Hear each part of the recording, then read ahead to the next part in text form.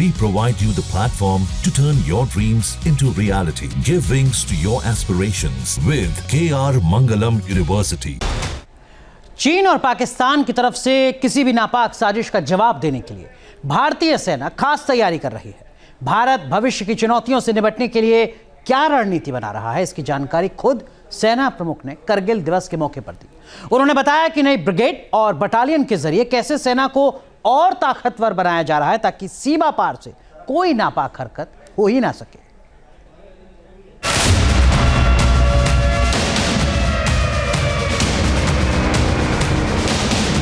भारत के दुश्मनों के लिए, आतंकवादियों के लिए अब कोई ठिकाना सुरक्षित नहीं है।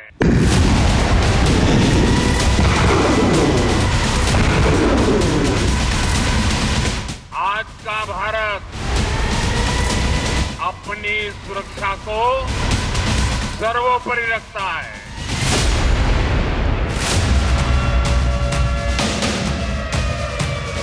प्रधानमंत्री मोदी ने एक बार फिर ऑपरेशन सिंदूर का जिक्र किया, आतंकियों को पनाह देने वाले पाकिस्तान को चेताया और बताया कि इस ऑपरेशन से दुनिया को पता चल गया है कि भारत अपनी रक्षा कैसे करता है। ऑपरेशन सिंदूर के दौरान दुनिया ने देखा है कि कोई अगर भारत की सुरक्षा और संप्रभुता पर हमला करता है तो भारत उसे कैसे जवाब देता है। पीएम मोदी ने यह भी कहा कि भारत को निशाना बनाने वालों को कहीं छिपने की जगह नहीं मिलेगी। पीएम मोदी के इसी आत्मविश्वास, इसी दृढ़ निश्चय के अनुरूप भारतीय सेना लगातार अपनी तैयारियों को और मजबूत बनाने में जुटी है।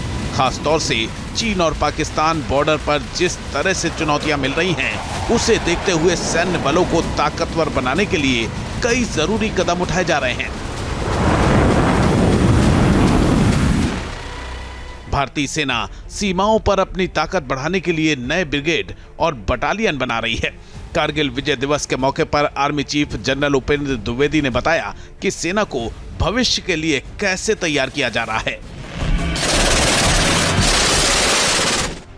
रुद्र के रूप में नई ऑल आर्म्स ब्रिगेड का गठन किया जा रहा है, जिसका सैंक्शन मैंने कल ही दिया है, जिसमें infantry, mechanised infantry, armoured units, artillery, special forces, unmanned aerial system जैसे फाइटिंग कंपोनेंट्स को एक साथ रखा जाएगा और विशेष रूप से तैयार किया जाएगा, जिसमें शामिल लॉजिस्टिक सपोर्ट और कॉम्बैट सपोर्ट होंगे। इसी क्रम में भैरव लाइट कमांडो बटालियन के रूप में एजाइल और घातक स्पेशल फोर्सेस का गठन किया गया है, जो सीमाओं पर शत्रु को चौंकाने के लिए हमेशा तैयार है।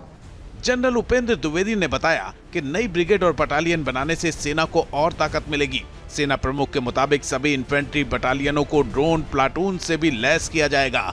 ये कदम ड्रोन से युद्ध के बढ़ते खतरे को देखते हुए उठाया जा रहा है।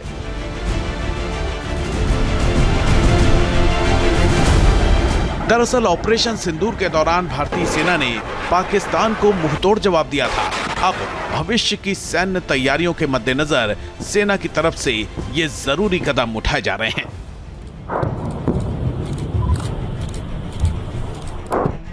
रुद्र सेना की ब्रिगेड होगी जिसमें 3 बटालियन होंगी, जबकि भैरव एक बटालियन होगी जिसमें जवानों की 6 कंपनी यानी 3 से 4 जवानों के समूह वाले इन्फेंट्री होगी, जिसमें जमीन पर मोर्चा संभालने वाले सैनिक होते हैं।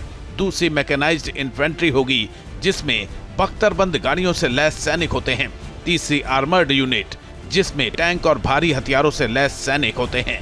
चौथी आर्टिलरी यूनिट जिसमें तोपखाना होता है। इस ब्रिगेड में स्पेशल फोर्सेस के जवान भी होंगे जो खास मिशन के लिए प्रशिक्षित होते हैं। ड्रोन्स भी इस ब्रिगेड की ताकत बढ़ाएंगे जो जासूसी और हमले करने में कारगर साबित होते हैं।